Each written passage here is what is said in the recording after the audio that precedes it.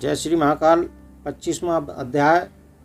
श्रवण मास की अमावस्या को की जाने वाले पिठौरा व्रत का वर्णन।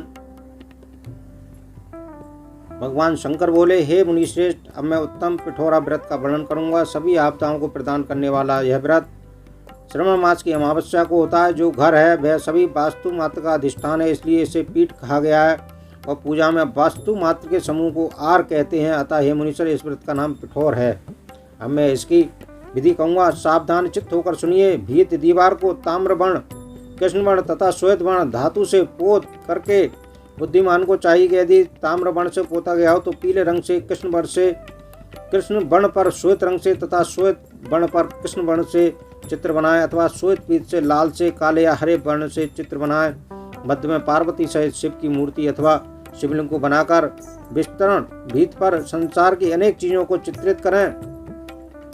चतुशाल सहित पाकायल रसोई घर, देवालय, शयनगार, 7 खजाने, स्त्रियों का अंतःपुर जो महल तथा अट्टालिकाओं से सुशोभित तथा साल के वृक्षों से मंडित हो, चूने आदि से दृढ़ता से बंधे पाषाणों तथा ईंटों से सुशोभित हो, और जिसमें विचित्र दरवाजे, छत तथा क्रीड़ा स्थलों, इन सबको चित्रित करे।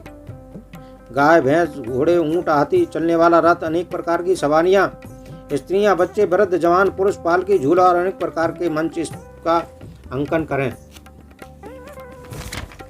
स्वर्ण, चांदी, ताम्र, शीशा, लोहा, मिट्टी तथा पीतल के और अन्य प्रकार के विभिन्न रंगों वाले पात्रों को लिखे। शयन संबंधी जितने भी साधन है, चारपाई, पलंग, बिस्तर, तकिया आदि, बिल्ली, मैना, अन्य और भी शुभ पक्षी, पुरुषों तथा स्त्रियों के अनेक प्रकार के आभूषण बिछाने तथा ओढ़ने, जो वस्त्रें, यज्ञ के जितने भी पात्र होते हैं, मंथन के लिए जो स्तंभन, 3 रस्सियां, दूध, मक्खन, दही, तर्क, छाछ, घी, तेल, तिल, इन सभी को भीत पर लिखें। गेहूं, चावल, अरहर, जौ, मक्का, एक प्रकार का सभी प्रकार के अन्न, तिल, कोदी, काची, नमक, सावा, चावल, उड़द, ये सभी धन भी अंकित करें। सिल, लोड़ा, चूल्हा, झाड़ू, पुरुषों तथा स्त्रियों के सभी वस्त्र, बांस तथा तृण के बने हुए सूप आदि, ओखली, मूसल, पंखा, चामर, छत्र, जूता, 2 खड़ाऊं, दासी, दास, नौकर आदि, तृण आदि पशुओं का आकार, धनुष, बाण, खड़ग, भाला, ढाल, पाश, अंकुश, गदा, त्रिशूल, बिंदीपाल आदि, जल यंत्र, दवात लेखनी, पुस्तक, सभी प्रकार के फल, छुरी, कैंची, अनेक प्रकार के पुष्प, बिलपत्र, तुलसीदल, मशाल, दीपक तथा दीवट आदि को भी लिखें।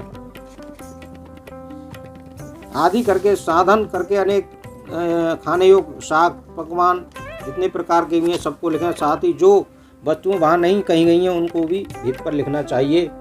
मनुष्य जहाँ कितना लिखा गया है और मैं कितना कह सकता हूँ, क्योंकि एक एक पदार्थ के करोड़ों में हजारों भेद हैं। 16 उपचारों से इन सभी का पूजन होना चाहिए। पूजन में अनेक प्रकार के गंध, द्रव्य, पुष्प, धूप तथा चंदन अर्पित करें। ब्राह्मणों, बालकों तथा सौभाग्यवती स्त्रियों को भोजन कराएं। तत्पश्चात पार्वती सहित शिव से प्रार्थना करें कि मेरा व्रत संपूर्ण हे शिव, हे शाम सदाशिव, हे दयानिधे, हे गिरीश, हे चंद्रशेखर, इस व्रत से प्रसन्न होकर आप हमारे मनोरथ पूर्ण करें। इस प्रकार 5 वर्ष तक व्रत करके बाद में उत्यापन करना चाहिए। इसमें घृत तथा बिल्वपत्रों से शिव मंत्रों के द्वारा होम करना चाहिए। एक दिन अधिवास करके सर्वप्रथम गृह होम करना चाहिए। आहुति की संख्या 1000 अथवा 108 होनी चाहिए। हे वत्स, तत्पश्चात आचार्य की पूजा करें और भूयसी दक्षिणा दें। इसके बाद बुद्धिमान को चाहिए कि वे इष्ट बंधुओं तथा कुटुंबों के साथ स्वयं भोजन करें। इस प्रकार विधान के किए जाने पर मनुष्य सभी कामनाओं को प्राप्त कर लेता है। इस श्लोक में जो वस्तुएं उससे परम अभिष्ट होती हैं उन सबको वह पाया जाता है। हे वत्स, मैंने आपसे इस उत्तम पिठौरे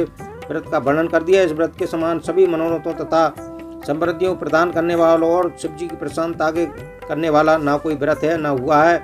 इस पर मनुष्य इस व्रत में भीत पर जो वस्तुएं चित्रित करता है उनको निश्चित रूप से प्राप्त कर लेता है।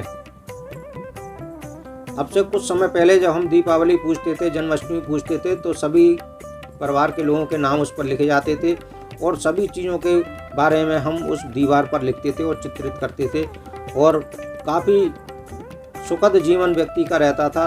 ना घर में कोई कष्ट आता था, ना बीमारी होती थी। आजकल हम इन सभी चीज़ों के लिए भूल चुके हैं। तो मेरी सभी से प्रार्थना है कि इन सभी व्रतों को करें। अगर आप व्रत नहीं कर सकते तो इन कथा को सुने। कथा के सुनने मात्र से ही हमें श्रावण मास में जो किए जाने वाले व्रत हैं, जो हम 5 साल में पूर्ण करते हैं, वो एक बार के सुनने से ही श्रावण मास में पूर्ण हो जाता है। इस प्रकार श्री स्कंद पुराण के अंतर्गत श्रावण मास के महत्व में पिठौरा नामक व्रत 25वां अध्याय पूर्ण हुआ। शंकर भगवान की जय। सभी से निवेदन है कि अधिक से अधिक कथा को शेयर करें और लोगों के लिए सुनवाएं, पुण्य के भागी बने। जय श्री महाकाल।